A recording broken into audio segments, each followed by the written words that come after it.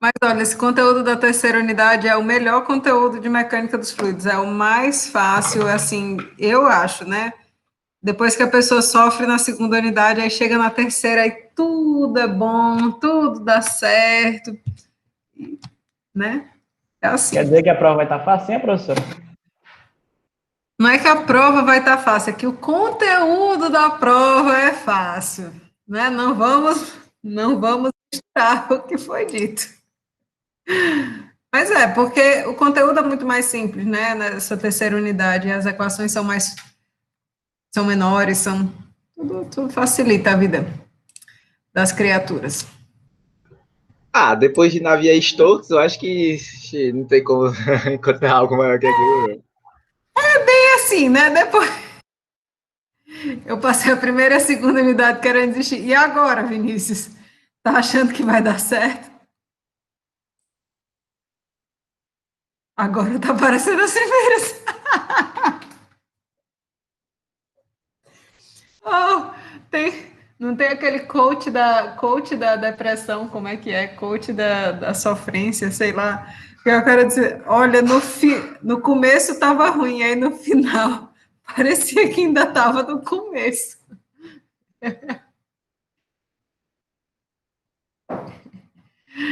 Ai, ai, vamos lá.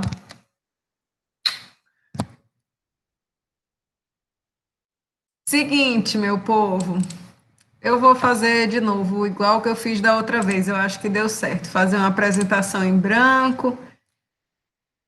E aí a gente vai e segue a vida a partir daí. Vou botar uma apresentação em branco. O que é isso? Revisão da terceira unidade. Escoamento. Então, o que a gente viu? Foi análise dimensional, escoamento interno viscoso e escoamento externo viscoso. Então, esses os três temas dessa terceira unidade. Com esse tema e vamos ver o que dá. Começando pelo começo, né? Nosso primeiro tópico tinha sido análise dimensional. Dentro de análise dimensional, a gente tinha dividido, né, os conhecimentos em homogeneidade dimensional, o teorema grupos π de Buckingham. Sempre acho difícil escrever esse nome, mas eu acho que é assim. E a parte de semelhança entre modelos, né?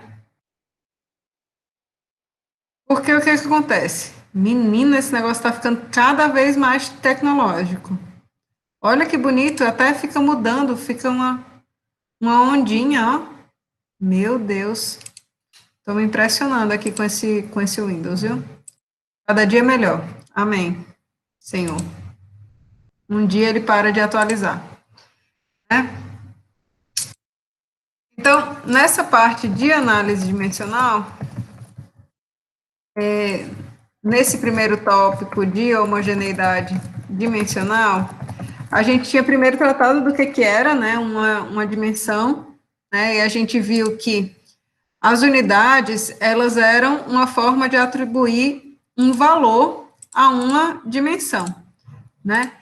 Então, a gente tinha, nessa parte dos critérios de homogeneidade dimensional, a necessidade de que ambos os lados da equação, eles representassem a mesma dimensão, né? Eu dei até o exemplo da equação de Bernoulli lá, né? Então, a gente pegou em algum ponto por aqui e dissemos, ó, a homogeneidade dimensional, ela é útil para que a gente possa checar as dimensões, né, de uma dada equação, mas também para que a gente não acabe somando maçãs com melancia sem fazer um suco, né? Não dá para somar essas coisas individualmente. Então, a gente sabe que os termos aditivos de uma equação, eles devem ter as mesmas dimensões e as mesmas unidades, né, para que a gente consiga somar esses termos adequadamente. Se eles não tiverem as mesmas unidades, a gente até pode somar frações, mas aquilo ali não vai resultar num valor correto para o que quer que seja, né? E que ambos os lados da equação devem representar a mesma dimensão também. Então, isso a gente trabalhou bastante na perspectiva da equação de Bernoulli. Vocês têm alguma dúvida com relação a essa parte de homogeneidade dimensional, como representar as variáveis, essas coisas?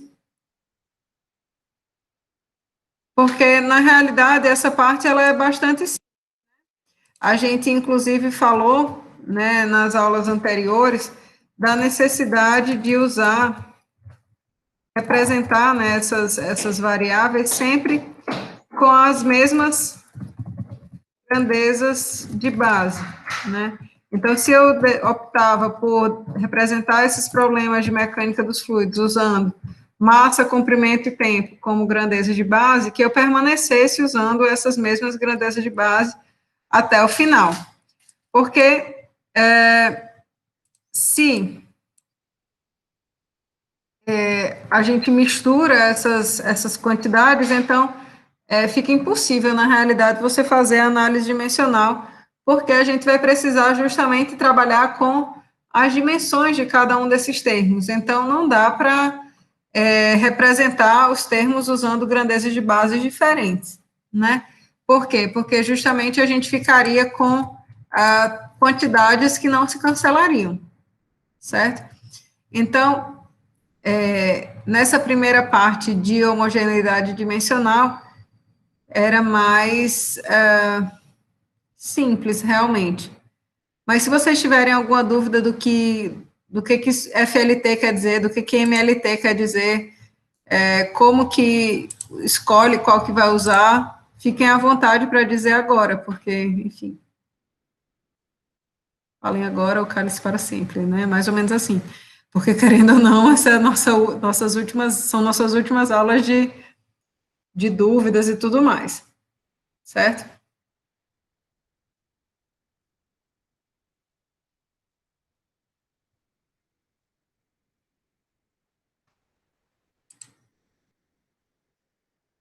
Bom, então, essa tinha sido, né, a primeira grande etapa de análise dimensional, e essa análise dimensional, na realidade, a gente usava essa ferramenta para poder tratar de problemas que eles não eram simples, né, na mecânica dos fluidos. Perceba que os nossos temas dessa terceira unidade, eles eram 3, né? Escoamento interno viscoso e escoamento externo viscoso. Então, a gente tratava basicamente da interação do fluido com outros contornos, né? O efeito da viscosidade. Então, se lá na segunda unidade, quando a gente não contabilizava esses efeitos, a gente já tinha equações trabalhosas, né, para dar de conta, né, se vocês pensarem na análise diferencial, quando a gente contabiliza esses efeitos viscosos, né, e entende que esses escoamentos, eles podem ser laminar, podem ser turbulentos, então, a gente percebe que a gente ia precisar de um esforço, né, matemático, analítico, para chegar num resultado muito grande, certo? Então, esse teorema dos grupos π de Buckingham, na realidade, ele é uma maneira, né, da gente representar problema físico envolvendo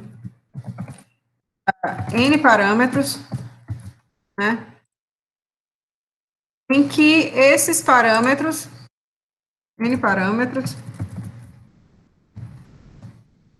em que esses parâmetros eles podem ser descritos através de suas dimensões fundamentais, e aí a gente vai rearranjar esses parâmetros para formar grupos adimensionais. Então, a ideia é assim, se eu posso escrever um problema físico qualquer, tal como x é função de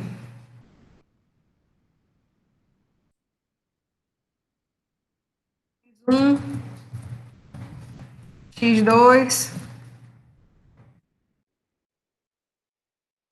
x3, xn, menos 1, né? Então, se eu posso escrever um problema físico dessa forma, tal coisa é função de y, isso e aquilo outro, significa que eu também posso escrever que existe uma função que é a função de x, x1, x2, x3, x3, certo? Existe essa função. E aí perceba que aqui a gente tem, ó, uma quantidade de parâmetros, n parâmetros, né?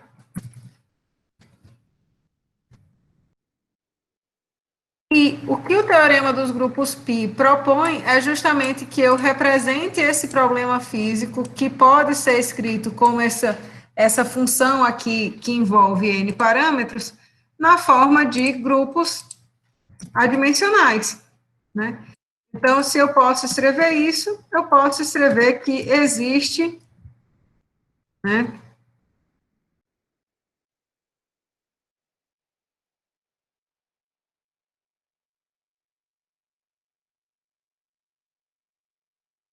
existe um conjunto de grupos adimensionais em que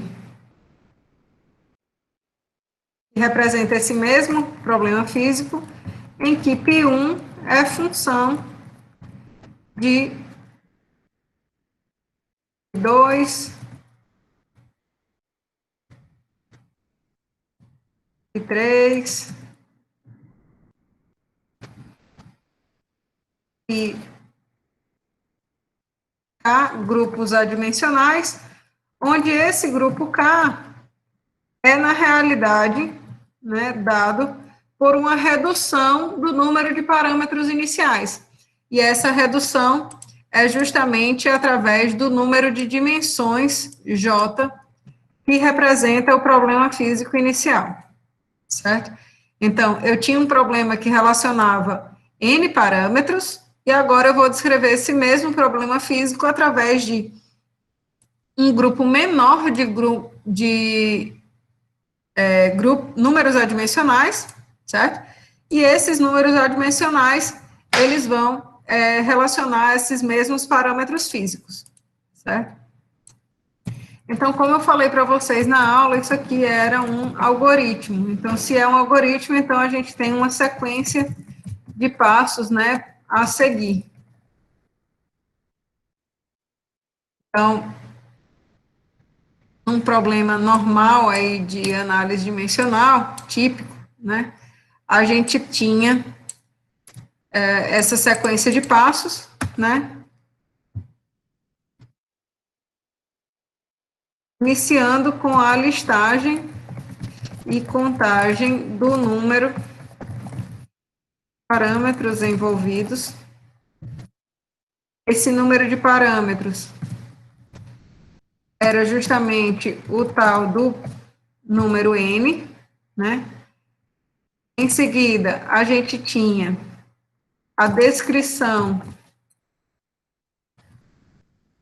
de cada parâmetro em termos de suas dimensões fundamentais. E uma vez que a gente descrevia todos esses parâmetros em termos de suas dimensões fundamentais, a gente contava o número de dimensões fundamentais. Então, para a mecânica dos fluidos, geralmente a gente trabalha com mecânica, né? Então a gente trabalha com forças, né? Forças, em geral, se representam aí pelo conjunto massa, comprimento e tempo, porque a gente tem justamente a segunda lei de Newton relacionando essas quantidades, né? Força sendo igual a massa vezes aceleração.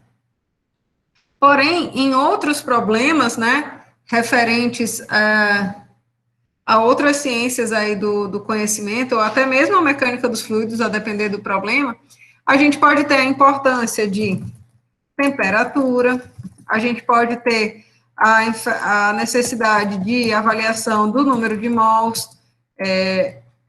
da quantidade, da incidência de luz, né, a depender do problema físico que se estiver trabalhando.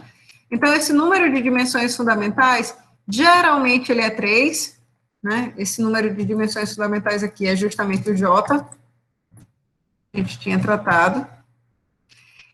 Geralmente J é 3, mas não obrigatoriamente, certo? Tá dando para ver isso aqui que eu estou escrevendo ou tá muito pequeno?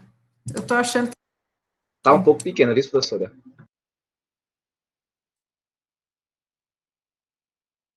Na hora que fica na projeção da projeção, né, fica muito difícil. Desculpa aí.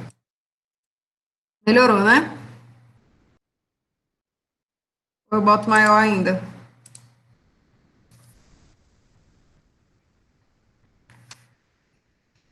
Deu certo assim?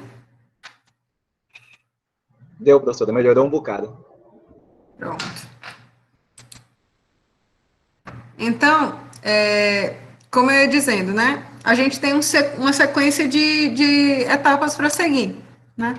Primeiro, listar e contar os números de parâmetros, depois descrever cada parâmetro em termos de suas dimensões fundamentais, e aqui a gente tem a importância, né?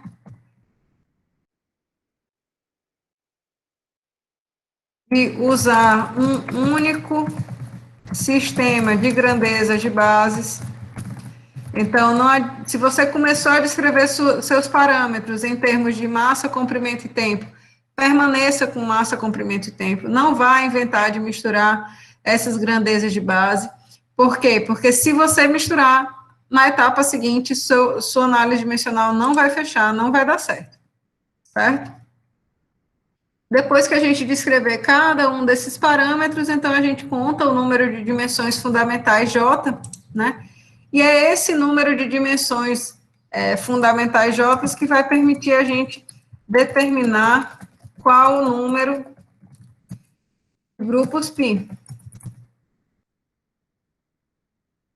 Então, o número de grupos π, que é K, é dado por N menos J. O número de parâmetros original, que era envolvido no problema, menos J, que é o número de dimensões fundamentais. Certo? Uma vez que a gente saiba o número de grupos π que a gente tem que formar, né, referente àquele problema físico, então a gente vai passar para a determinação deles, né? E como que a gente faz essa determinação? Primeiro a gente seleciona os parâmetros que a gente chama de parâmetros repetidos. Esses parâmetros repetidos a gente escolhe, né, em número J. Então, se eu tenho J dimensões fundamentais, eu tenho J parâmetros a selecionar nessa etapa. Se o número de dimensões fundamentais era 4, eu vou escolher 4 parâmetros. Certo? Essa etapa, pessoal, eu diria que é a etapa mais crucial desse algoritmo todo. Por quê? Existem alguns critérios que a gente tem que, né, atentar nesse ponto. Primeiro, os parâmetros que eu for selecionar não podem formar por si só um grupo adimensional. De maneira nenhuma. Então, por exemplo, eu não posso selecionar um diâmetro que tem dimensão de comprimento e uma área que tem dimensão de comprimento quadrado. Se eu selecionar esses dois, eles não já vão formar por si só um grupo adimensional? Como? Se eu botar o diâmetro ao quadrado, já formei um grupo adimensional. Né? Então, não posso selecionar parâmetros que formem por si só um grupo adimensional, né? Por qualquer combinação entre eles. Outro detalhe. O parâmetro de estudo nunca deve constar, né, entre os parâmetros repetidos. Por quê? Veja só. Eu estou querendo estudar, por exemplo, a força de arrasto sobre um avião. Como é que eu vou colocar a força de arrasto como um parâmetro repetido? Se ela ficar no grupo dos parâmetros repetidos, eu vou ter força de arrasto em todos os adimensionais que eu for formar. Então, não faz sentido, certo? Então, o parâmetro de estudo, né, a variável de estudo, ela nunca deve constar entre os parâmetros repetidos. Ela vai aparecer somente em um dos grupos adimensionais, em combinação com esses parâmetros repetidos. Além disso, de não poderem formar um grupo adimensional e não poder selecionar a variável de estudo, a gente deve entender que os problemas de mecânica dos fluidos, eles são de natureza, né, repetitiva, eles são todos, na maioria dos casos, da mesma forma, né? Então, eles são baseados em três grandes fundamentos, digamos assim. Então, a gente tem essas situações do nosso interesse, dependendo de características geométricas, características do fluido que está escoando,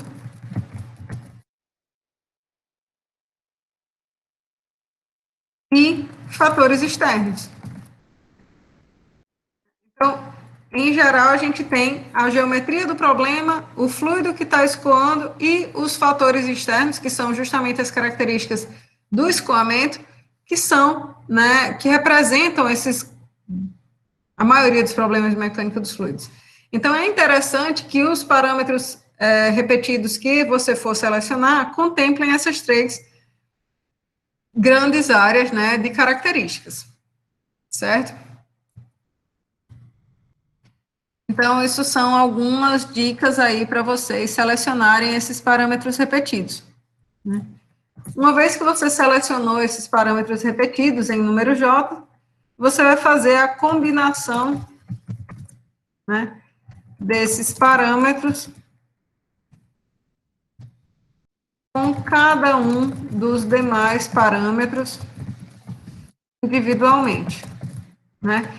Então, eu selecionei, sei lá, massa específica, velocidade e diâmetro. Então, eu vou pegar esses três parâmetros repetidos e combinar com todos os demais, né, que estão referentes, né, que estão envolvidos num dado problema físico. Uma vez que eu faça essa combinação, então a gente faz a avaliação da adimensionalidade, né, ver se realmente esse grupo π que eu formei foi um número adimensional, né, e aí a gente escreve a relação funcional entre os adimensionais. Então, esse seria, digamos assim, o passo a passo de como determinar os grupos π que se relacionam com um dado problema físico. Vocês têm alguma dúvida dessa etapa, pessoal?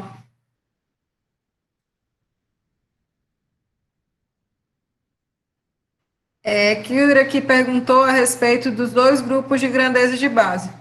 Em geral, Kildare, nos problemas de mecânica dos fluidos, como eu falei, como a gente trata de forças, né, movimento e tudo mais, a gente trabalha com grandezas de base usando massa, comprimento e tempo, né, MLT, ou usando força, comprimento e tempo, FLT, né. A diferença de selecionar outro, ela é importante, né, porque perceba, vamos supor que você queira, né, expressar o parâmetro massa específica para fazer uma análise dimensional. A gente sabe que massa específica é dada por massa dividido por volume, né? E isso é válido independente de qualquer que seja o sistema que você esteja trabalhando, certo? É massa dividido por volume. Se você opta pelo uso do sistema das grandezas de base MLT, certo? Força é uma grandeza derivada. Então, a massa, ela é uma grandeza de base, Massa, comprimento e tempo são grandezas de base. Então, eu posso expressar a massa específica como sendo massa dividido por comprimento ao cubo. Ótimo. Se, por outro lado, você vai usar o sistema FLT, nesse caso daqui, a massa não vai ser uma grandeza de base, né? Quem é a grandeza de base é força. Então, eu tenho que expressar essa grandeza aqui, massa, né? Massa, em termos de força, comprimento e tempo, que são as grandezas de base. E aí a gente sabe que a segunda lei de Newton me diz que força é igual a massa vezes aceleração. Então, a gente pega a dimensão de massa a partir da segunda lei de Newton e substitui aqui. Massa vai ser F vezes T ao quadrado dividido por L. E isso aqui eu vou dividir pela dimensão do volume, né? Então, eu expressar a variável, né, o parâmetro massa específica, né, usando o sistema MLT, é dessa forma, as grandezas de base, massa, comprimento e tempo. Se eu optar por expressar massa específica usando FLT, então, eu vou escrever isso daqui. Força, tempo ao quadrado, dividido por L ao quarto. Certo?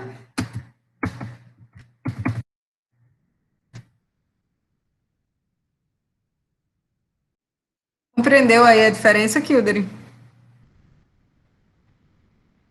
Então, você escolhe um e segue em frente. Tá bom? Mais dúvidas, pessoal, dessa parte de análise dimensional?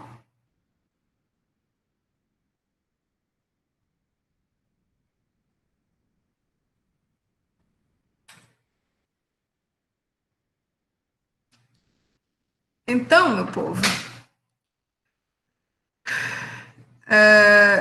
na parte de desenvolver o algoritmo, entender as etapas, vocês têm alguma dúvida na hora de como que seleciona os parâmetros? Está dando certo para vocês? Vocês estão conseguindo fazer as questões?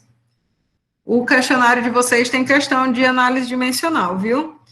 Eu peço, inclusive, que vocês verifiquem se está marcado para o dia 8 ou para o dia 3, tá bom?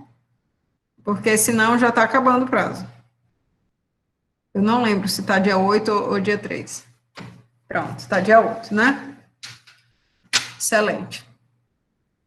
Então, meu povo, na maioria dos problemas de análise dimensional, das questões de análise dimensional, o que vai aparecer para vocês, né, o que vai acontecer na realidade, na vida da gente, é que a gente tem, né, uma situação física para estudar, né, e essa situação física, a gente vai avaliar todos os parâmetros que a gente julga serem importantes no estudo dessa situação física, e a gente vai fazer essa análise dimensional para obter essa relação funcional. Então, o produto da análise dimensional é uma relação funcional entre os parâmetros. A análise dimensional, ela não provê uma equação para a gente, não faz isso. O que ela faz é obter uma relação entre os parâmetros. Isso aqui depende do número de Reynolds, isso aqui depende da rugosidade relativa, depende de tal coisa, certo? E aí, isso daqui, esse nosso estudo, vai ser usado para guiar, né, a experimentação, né? Por quê? Porque a gente viu lá anteriormente que uma experimentação sem esse tipo de orientação, né, ela leva a muitos custos. Então, isso aqui guia a experimentação e promove a redução de custos de experimentação. A gente sabe o custo que não é um laboratório, energia, né? Tudo isso é bastante oneroso, né? Então, se a gente consegue diminuir, orientar essa experimentação com o uso dessa ferramenta, então isso é importante e interessante, certo? Então, uma vez que isso aqui tenha sido feito, né, a gente passa para a próxima etapa, né, dessa experimentação, que é justamente de similaridade entre modelos e protótipo. É o objetivo maior. Ó, eu trabalhei com esses parâmetros, obtive essa relação, organizei qual que seria a experimentação, né? Já sei mais ou menos o que eu vou fazer, então agora que eu vou fazer meus experimentos, eu tenho que saber em que condições eles precisarão ser testados, né? Então, a gente parte dos princípios de similaridade entre modelo e protótipo para poder fazer efetivamente essa experimentação, certo? Então, nos critérios de similaridade,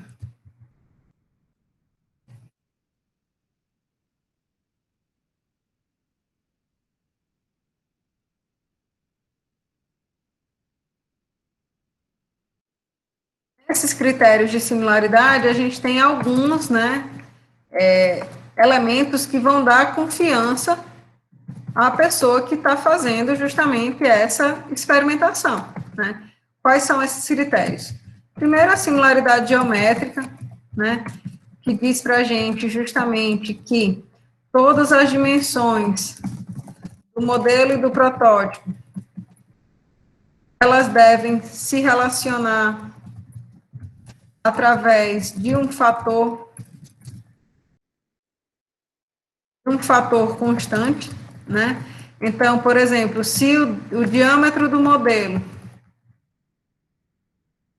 é de 5 centímetros, e a gente tem um fator de escala de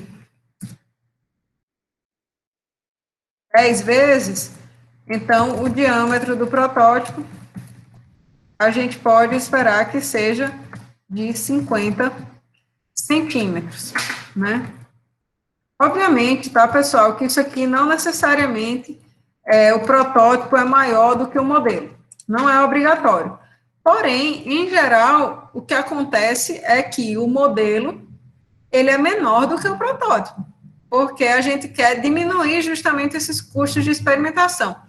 É o que acontece na maioria dos casos. Por exemplo, se quer testar um veículo novo para se colocar nas ruas, eu não vou trabalhar com um carro já na condição final dele, né? A gente trabalha com um modelo menor.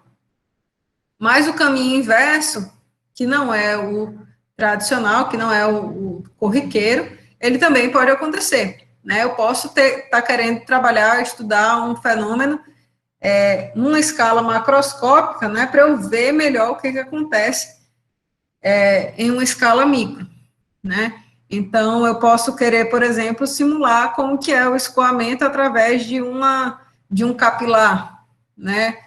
O escoamento de sangue através de um capilar. Então, eu vou precisar de um modelo em escala aumentada, né?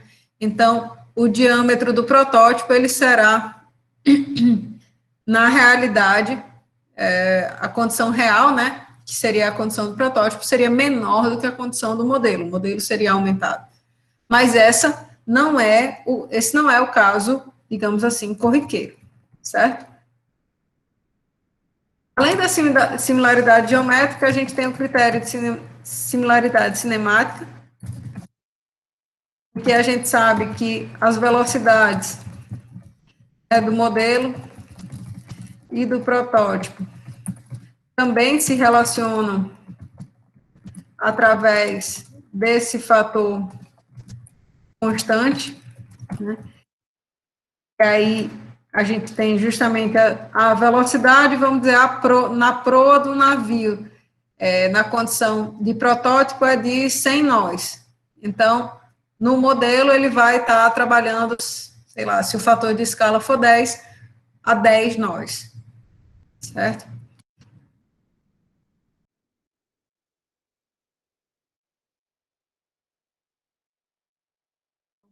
Ok. Deu uma zoadinha aqui e eu achei que alguém tinha falado, enfim. Bom, além da similaridade geométrica e cinemática, a gente tem o critério de similaridade dinâmica, né? Que diz respeito justamente às forças, né? Da mesma maneira que os critérios anteriores, né? Então, isso aí é interessante porque quando a gente tem a necessidade de que as forças que atuam no modelo atuem no protótipo na mesma proporção, né, guardando as mesmas proporções, isso aí ajuda a gente a chegar no critério mais, digamos assim, restritivo que a gente tem para a similaridade, que é o de que justamente para que modelo e protótipo eles sejam completamente semelhantes, é necessário que os grupos π do modelo e do protótipo sejam iguais, né? Então, perceba, muitos grupos π, eles são formados através de razão de forças, né? Eu apresentei para vocês número de Reynolds, né? Número de Mach, Freud. Então, são grupos π que são formados por razões de forças. E aí a gente vê, ó, se essas forças, elas têm que obedecer um critério de similaridade dinâmica, ou seja, elas têm que se relacionar entre modelo e protótipo através de um fator constante, então a razão entre essas forças vai ser, né, a razão entre esses fatores constantes. Então, o grupo π duodimensional tem que ser igual ao grupo π formado no protótipo, tá certo? Então, a gente já viu que como que a gente obtém esses grupos π, né, através do teorema de Buckingham, e aí os critérios de semelhança é que fazem, né, completam, digamos assim, essa análise dimensional, certo? Dúvidas aí em análise dimensional, pessoal? Vocês conseguiram fazer as questões? Estava fácil, estava difícil?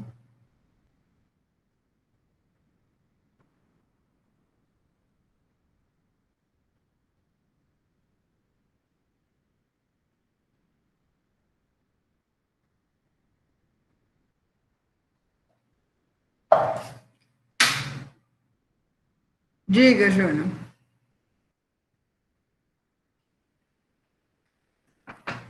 É que eu comecei a fazer, só que eu perdi a coragem de fazer porque eu não sabia se o que eu estava fazendo estava correto. Aí, porque, tipo, na lista que eu fui fazer, que era grandona, ela não tinha um gabarito, se tinha eu não vi. Aí eu ficava, será que está certo? Aí eu não... Qual é a lista que você está falando? acho que é o último arquivo que você colocou. Ah, aquelas listas são as listas que a gente usou no semestre suplementar, né? Isso. Isso mesmo. Ela não tem gabarito, não? Rapaz, eu não vi, não. Eu achava que tinha. Deixa eu ver.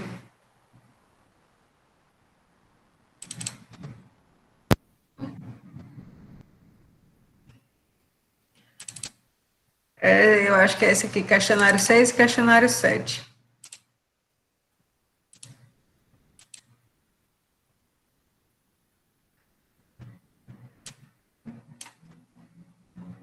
Ah, não tem não, né? Eu tô vendo agora que ela não tem, eu achava que tinha.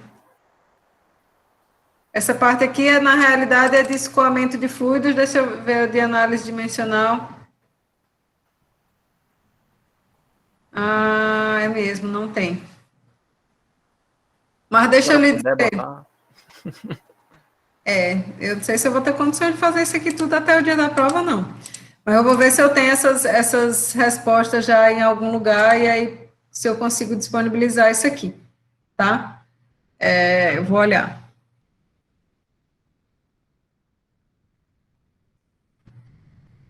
Beleza.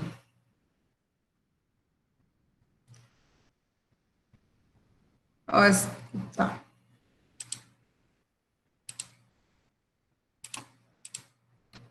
Vou olhar isso aí, viu, Júnior? Eu não sabia Obrigado, que não tinha professora. resposta. Mas eu acho que eu tenho em algum lugar, eu vou ver aqui. Obrigado mais uma vez. Mas essa parte, assim, de como que vocês vão tratar esses problemas de análise dimensional, vocês ainda têm dúvida? Assim, do passo a passo, do que precisa fazer, né? Eu lembro que eu resolvi uma questão bem completa com vocês, que era, se eu não me engano, era essa aqui. Se eu não me engano, era essa aqui. Né? Porque uma questão típica dessa parte, né, é justamente como essa questão aqui. Ela envolve uma parte de análise dimensional e uma parte do estudo das semelhanças, né? Então, eu acredito que eu resolvi com vocês essa questão aqui. Na outra turma, eu resolvi essa, ó, que é referente ao escoamento sobre uma placa retangular, né? E vocês, eu acho que eu resolvi mais, mas eu não tenho certeza. Então, se vocês tiverem alguma dúvida, alguma questão que queira que eu resolva, vocês podem dizer, tá bom? Mas, no mais, é tudo o mesmo, digamos assim, o mesmo passo a passo, né? Fazer análise dimensional, seguir aquele algoritmo, todos os passos bem direitinho, até você obter a relação funcional, né?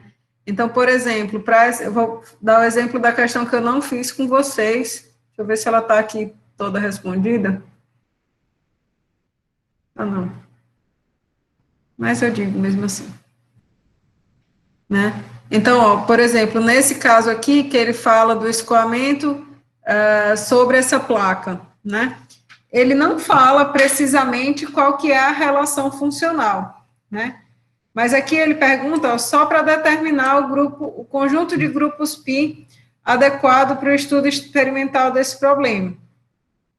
Uma vez que você faça esse estudo aqui, aí é que se faz a etapa de semelhança, certo?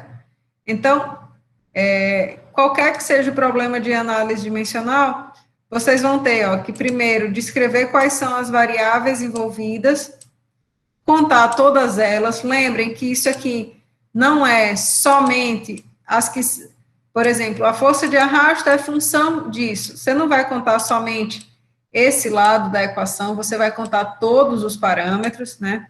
Inclusive a variável de interesse, para dar o número n. Em seguida, ó, descrever todos os parâmetros em termos das suas dimensões fundamentais, conta as dimensões que estão sendo trabalhadas nesses parâmetros, no caso aqui foram 3, certo? E aí calcula o número K de parâmetros, né? N menos J. Ficou 3. Feito isso, né? Seleciona 3 variáveis dessas 6, 3 parâmetros desses 6, para serem os parâmetros repetidos. Lembrando de deixar de fora sempre a variável de estudo, que no caso aqui é essa força de arrasto D, e de sempre contemplar aqueles 3 fatores, né? Fator externo, fator geométrico, fator representando uma propriedade do fluido, certo? Verifica se isso aqui tudo corresponde às 3 dimensões, no caso aqui, que correspondem a J, né? Então, se J representa M, L e T, se você conseguiu, nessa seleção dos parâmetros, representar M, L e T, né? Se esses números aqui também não formam nenhum adimensional, certo? Uma vez que você selecionou esses parâmetros, né, você vai formar os grupos adimensionais por combinação desses com cada um dos que sobrou. Então, Rho, V, W e D vai formar um grupo adimensional. Rho, V, W e H vai formar outro grupo adimensional. Rho, V, W e Mi vai formar um terceiro grupo adimensional. Quando você terminar de fazer toda essa análise dimensional, o que você vai obter é uma relação do tipo grupo adimensional π1 é igual a uma função os grupos adimensionais IP2 e IP3. IP2 e IP3. Esse seria o produto final da análise dimensional, certo? Uma vez feita a análise dimensional, em geral, as questões pedem para você fazerem a parte de semelhança, né? O estudo de semelhança entre modelos. Então, ele vai lhe fornecer, por exemplo, um conjunto de informações sobre a condição em que o modelo está sendo testado, ou seja, que ele dá o diâmetro e as características do fluido, massa específica e viscosidade. E as características do modelo. Quer dizer, as características do modelo e as características do protótipo, a condição real. Sempre tenham em mente essa diferença, né? Protótipo é a condição real, modelo é a condição de teste, certo?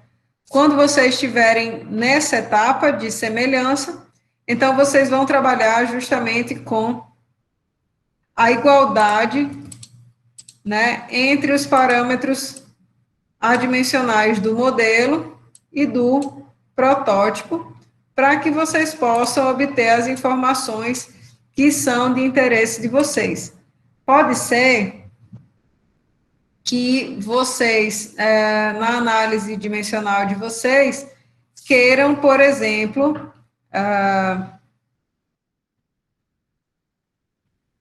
primeiro, tem coisa que o povo faz que não é para fazer.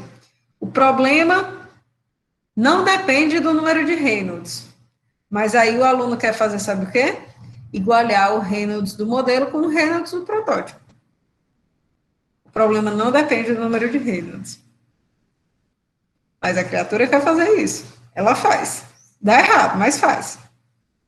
Então, vocês observem, né, os grupos adimensionais que são importantes para o processo. Pode ser que aqui você precise trabalhar com 1, 2, 3 igualdade entre grupos adimensionais, né, numa dada situação. E aí, essas igualdades vão fornecer a relação final que você tem interesse. Tá ok? Digam-me mais nessa parte de análise dimensional. Tranquilos?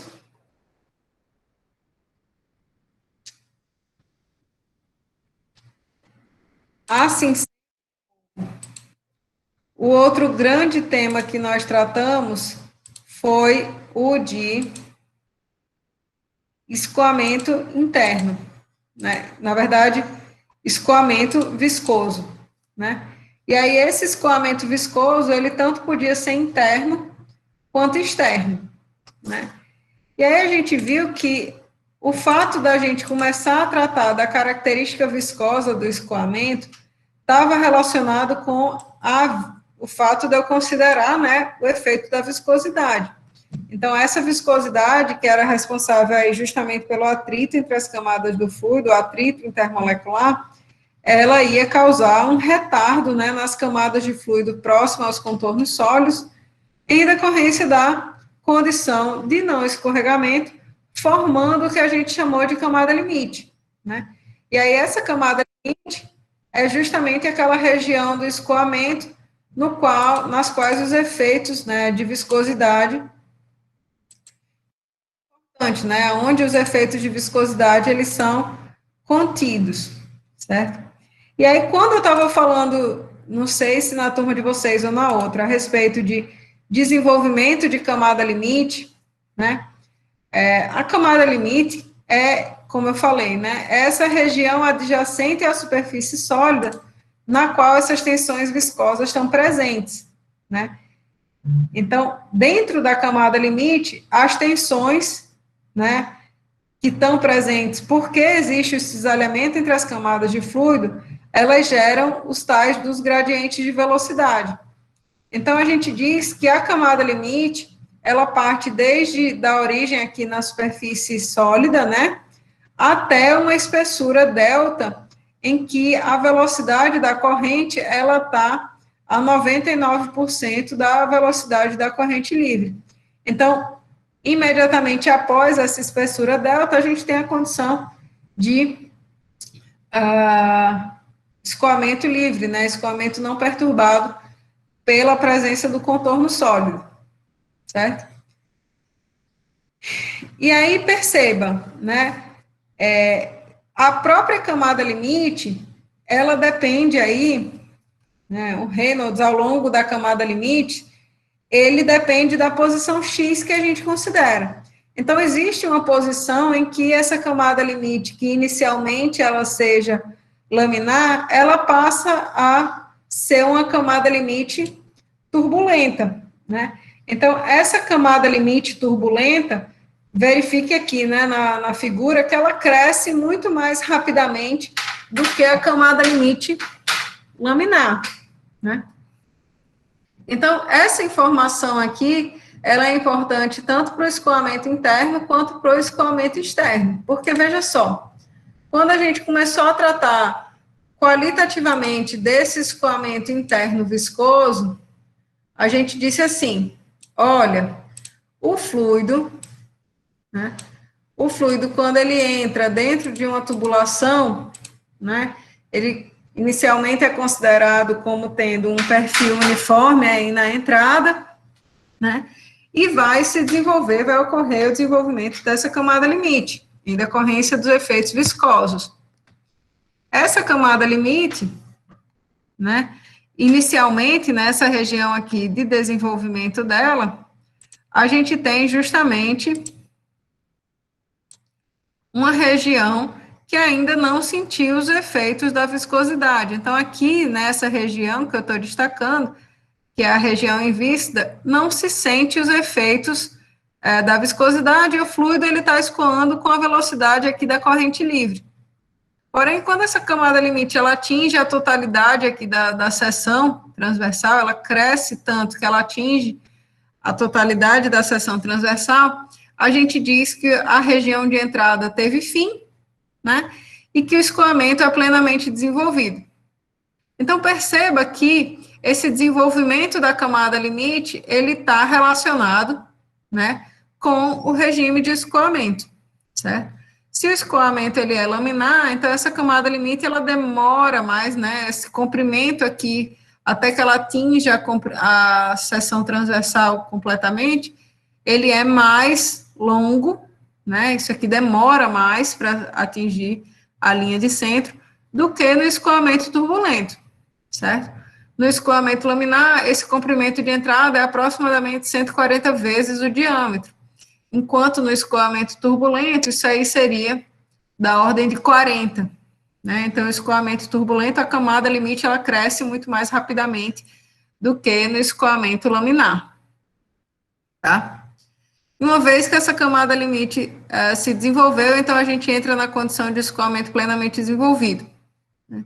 E esse perfil de velocidades, ele é o mesmo de uma posição X, 2 até qualquer posição, né, sucessiva, a menos que haja algum elemento, né, que perturbe o escoamento. Então, isso aqui seria análise, né, na perspectiva qualitativa do escoamento, certo?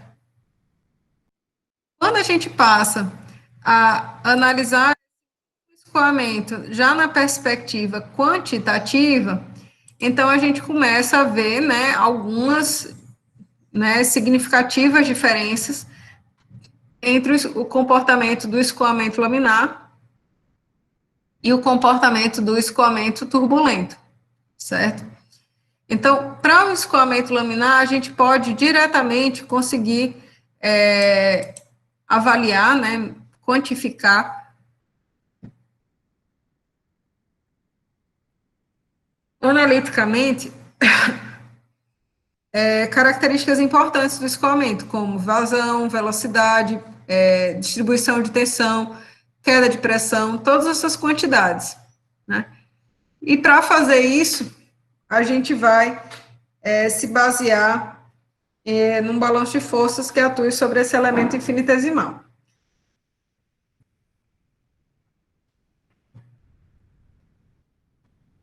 Nesse ponto aqui, nessa nossa análise desse elemento infinitesimal, perceba que a gente não faz nenhuma qualquer distinção sobre a natureza do escoamento, né? Simplesmente é aplicado para um escoamento em regime turbulento, em regime permanente, completamente desenvolvido de um fluido incompressível numa tubulação horizontal, a conservação do momento linear.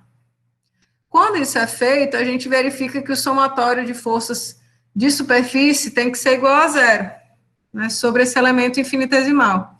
E essas forças que atuam são justamente forças referentes à pressão, né, tensão normal, e a tensão cisalhante. Então, esse balanço de forças nos dá a informação de que a tensão, em qualquer ponto, ela se relaciona com o gradiente de pressão através da coordenada radial R, né, de maneira linear. E aí, essa distribuição de tensão de maneira linear, né, desde zero na linha de centro até o valor máximo na parede, isso aqui vai valer tanto para o escoamento laminar quanto para o escoamento turbulento, certo? Para o escoamento laminar, felizmente, a gente consegue relacionar essa distribuição de tensões com a lei da viscosidade de Newton. Quando a gente faz isso, é possível a gente obter uma relação, né, de como que a velocidade varia ao longo da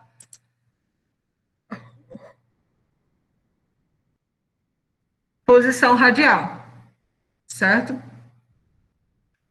Esse perfil de velocidades para o escoamento laminar é um perfil parabólico, depende justamente dessa posição radial ao quadrado, né?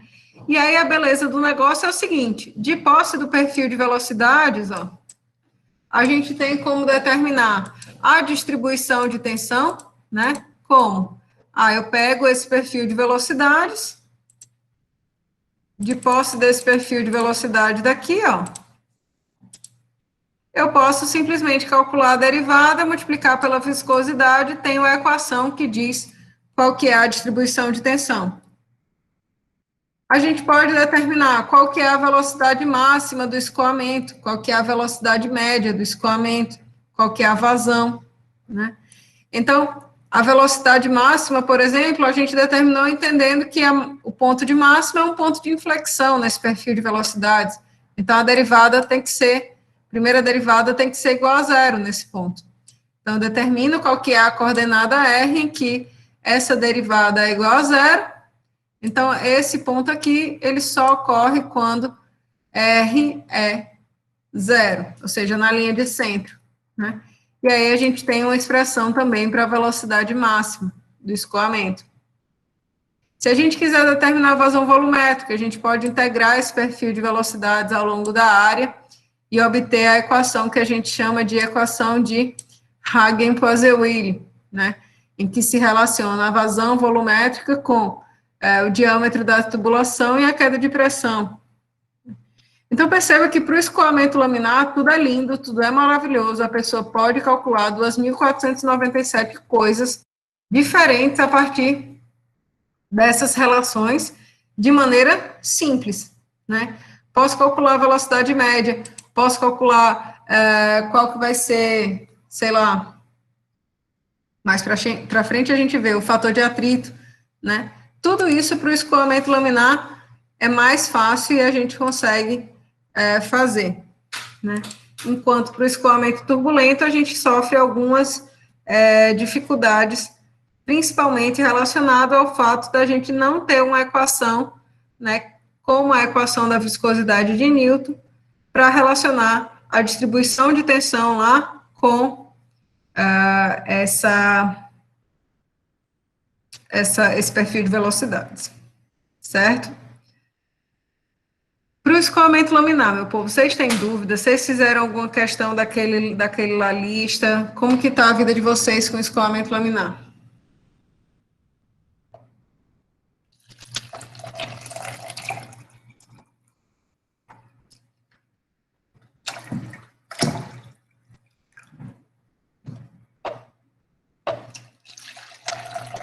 a resposta certa para essa pergunta, pessoal, é assim, professora, olha, eu fiz uma questão tal, não consegui, mas eu acho que foi por isso, foi por aquilo outro, não sei o que, não sei o que lá, vamos tirar uma dúvida, não sei o que, mais ou menos assim.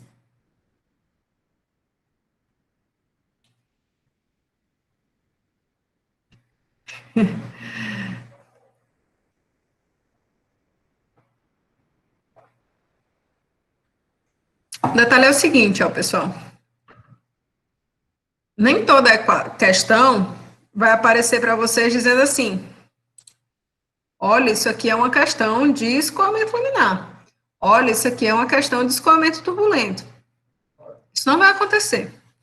Então, vocês vão ter que pegar as informações que são fornecidas para vocês e avaliar se aquele escoamento ele é laminar ou se ele é turbulento. Certo? Então, o cálculo do número de Reynolds é como através do número de Reynolds, né? Quem vai fazer essa distinção do regime de escoamento é o número de Reynolds. Então, você pega uma questão qualquer, avalia através do... Desculpe eu. Hoje foi mal, Kilder, eu achava que eu estava só respondendo. Você vai pegar o número de Reynolds e ele que vai lhe dar a informação, se aquele escoamento ele é laminar ou se é turbulento. Se for laminar, você já tem a equação para seguir, né, para o cálculo simples e tranquilo. Se o escoamento for turbulento, então você vai, né, usar todos aqueles outros ferramentas lá que a gente viu de fator de atrito, diagrama de Moody, não sei o que lá, para poder determinar o que quer que seja. Ok?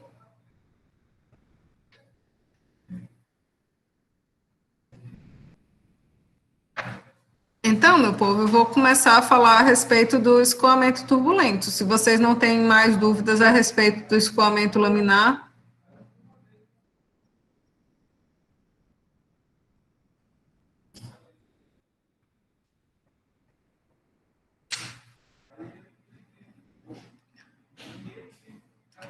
Então, como no escoamento laminar a gente tinha essa possibilidade de obter todas essas equações, né, analiticamente, e calcular essas quantidades tudo analiticamente, tudo era maravilhoso. No escoamento turbulento, em vez da gente ter esse fluido escoando sobre camadas bem definidas, né, e aí obedecendo essa lei da viscosidade de Newton, o que a gente tem é essa flutuação aleatória, né, da velocidade, essas flutuações de alta frequência, né, que vão se superpondo ao movimento, né, do fluido na direção predominante, e, né, eu falei para vocês que velocidade, variação de velocidade diz respeito à variação do momento linear. Então, se a gente tem variações de velocidade, a gente tem variações do momento linear, então a gente tem transferência de momento entre as camadas de fluido, né, que vão gerar aí tensões, né. Então, no escoamento turbulento, eu não tenho uma relação bonitinha como essa do escoamento laminar, né, relacionando tensão e perfil de velocidades. O que a gente tem, né, é uma somatória da tensão efetiva, né, como sendo uma parcela de tensão laminar, que obedeceria uma relação similar àquela da lei da viscosidade de Newton, considerando-se a velocidade média, né, do escoamento, mais uma parcela de tensão turbulenta, onde essa tensão turbulenta, ela está relacionada justamente com essas flutuações aleatórias de velocidade, né? Então, a tensão turbulenta é o produto aí de massa específica do fluido vezes a média das flutuações de velocidades, U', V', certo? Então, a gente tem essa relação aqui não tão direta, né? E essas flutuações de velocidade, elas são, como a própria natureza do escoamento, né, indica, aleatórias, certo? Então, não tem uma equação para prever esse comportamento. E aí, nesse caso do escoamento turbulento, a gente tem a mistura entre essas camadas de fluidos, né? Transporte de quantidade de movimento entre as camadas de fluido, diferente do caso laminar, em que a gente tem simplesmente a difusão da quantidade de movimento entre as camadas de fluido, certo? Só um momento. Breno!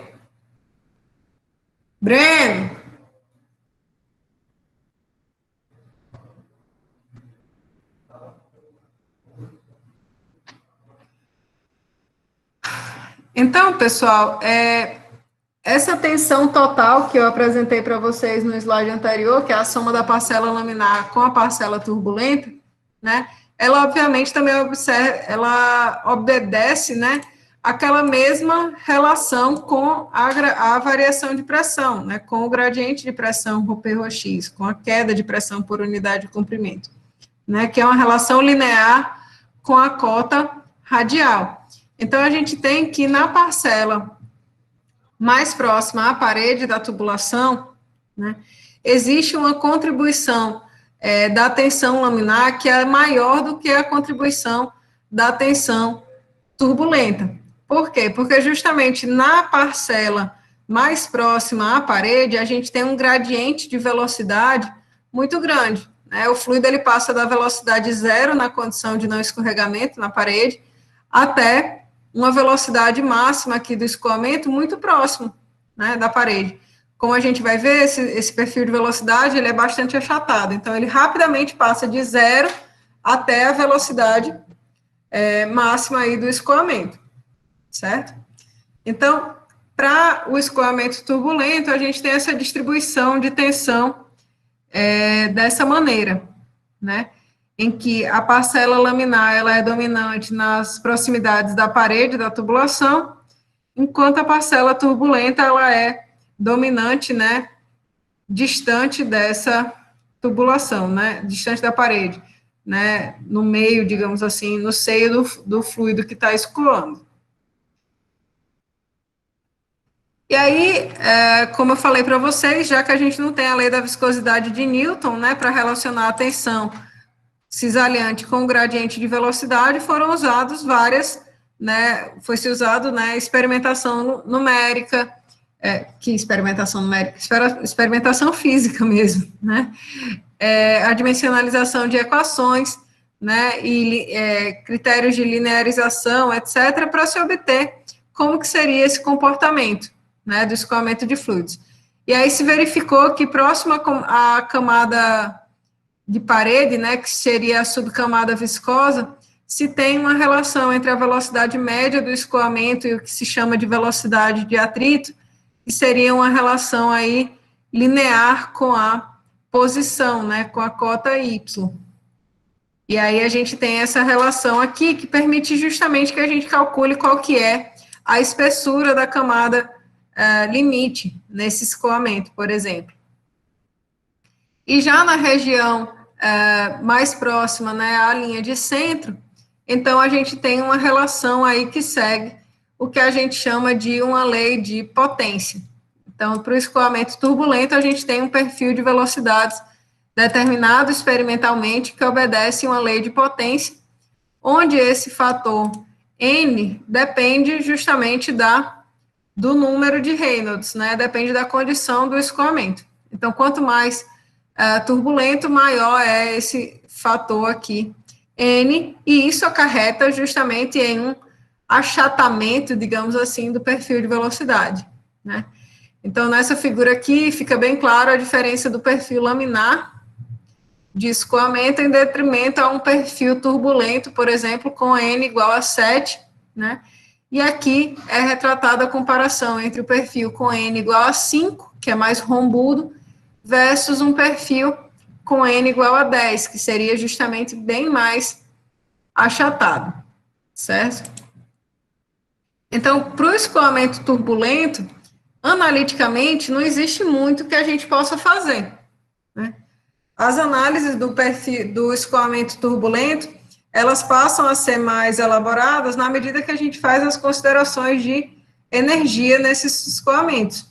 Então, quando a gente trata da conservação de energia e quando a gente começa a trabalhar em termos da perda de carga em um escoamento, é que a gente consegue trabalhar né, essa perspectiva do escoamento turbulento de maneira mais quantitativa.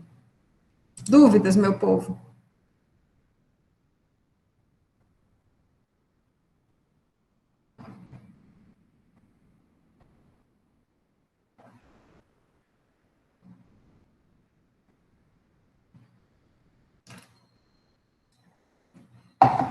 Tá dando certo?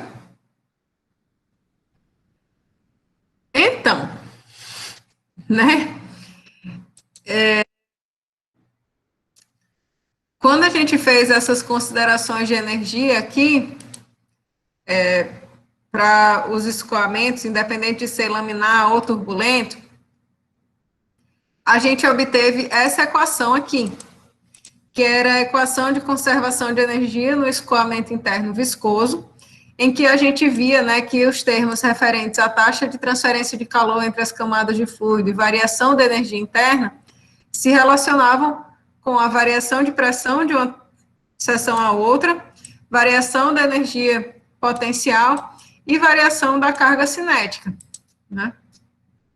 Então, se a gente rearranjasse esses termos, né, a gente conseguia ver que esses termos de diferença de energia mecânica entre a seção 1 e a seção 2, né, eles eram contabilizados, né, através da transferência de calor e variação da energia interna do fluido que estava escoando, né. Então, essas perdas aqui se relacionavam justamente com o atrito entre as camadas do fluido, e a gente chamou essa diferença de energia mecânica entre uma seção e outra, relacionada ao atrito viscoso, de perda de carga, HLT. Certo? A gente disse também que essa perda de carga ela podia ser expressa tanto em dimensões de comprimento quadrado por tempo quadrado, que é uma expressão justamente de energia por unidade de massa, né? Quanto ela podia estar sendo expressa aí justamente em dimensões de comprimento, né? Relacionando-se com medições de alturas de coluna de fluido, por exemplo, numa coluna hidrostática, por exemplo. Então, seria carga de pressão, carga de elevação, carga de energia cinética. Ok? E aí, um ponto importante a respeito dessa equação que a gente obteve no final das contas, né, é que ela indicava para a gente que a variação da pressão num duto, ela somente ia ocorrer por variação na elevação, na velocidade do fluido e por ocasião do atrito, né? Então, se, por exemplo, numa tubulação horizontal, se você estivesse trabalhando numa tubulação horizontal, ou seja, sem variação de energia potencial, a pressão na seção 1, né, ela ia se modificar até a seção 2, somente se houvesse variação de área, né, do escoamento, mudando essa velocidade, ou por ocasião do atrito, né? Então, no caso do escoamento invícido, que era o caso da equação de Bernoulli, essas perdas por atrito, elas eram desprezíveis. Então, só havia variação de pressão numa tubulação horizontal se houvesse variação da seção, né? Da seção disponível para o escoamento, mudando a velocidade do fluido. Porém, no escoamento viscoso, a gente tem essa variação de pressão, mesmo que a tubulação ela seja de mesmo diâmetro. Então, se a tubulação é de mesmo diâmetro, no escoamento viscoso, existe uma perda de carga que proporciona a variação de pressão de uma seção 1 para uma seção 2. Certo? E aí, essa perda de carga, ela é dividida em perda de carga principal e perda de carga nos acessórios, certo? Eu vou deixar para a aula que vem essa parte de revisão a respeito de perda de carga, certo? Vocês, se tiverem alguma dúvida, por favor, me mandem, falem alguma coisa. Aula que vem é a última aula, então, para tirar dúvida, por favor, vocês tragam o que vocês não tiverem conseguindo fazer sozinhos, não se acanhem, procurem a monitoria, né? Pelo amor de Deus. E nos vemos na quinta-feira. Tá certo?